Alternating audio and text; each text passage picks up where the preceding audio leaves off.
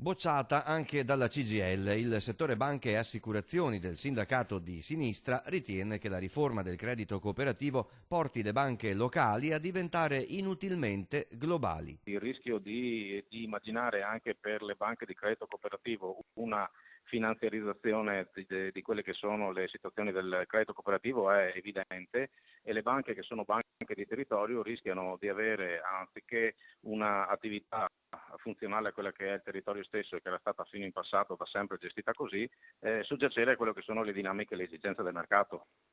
La riforma porta le responsabilità, soprattutto per quelli che sono gli affidamenti più grossi, a centri di governo del rischio che non sono certamente più a livello locale, per cui tecnicamente sì, il rischio di dover decidere di scelte sul territorio, che scelte sul territorio possono essere fatte in altri ambiti. Banche lontane, secondo la CGIL. Uno spiraglio sembra venire da due emendamenti Lega 5 Stelle al progetto di legge che rimetterebbero in discussione l'essenza della riforma. Le banche di credito cooperativo possano, qualora avessero determinate caratteristiche, non siano più obbligate a entrare nei gruppi. Questo di fatto minerebbe alle fondamenta quella che è la vecchia tipologia di riforma, perché mentre prima le BCC erano obbligate a partecipare ai gruppi bancari, a mente di questa richiesta, di questi emendamenti, potrebbero le banche evitare di coinvolgere a nozze nei gruppi. Dal lato dipendenti il contratto lavoratori delle BCC è scaduto da 5 anni che per alcune realtà sono stati molto difficili,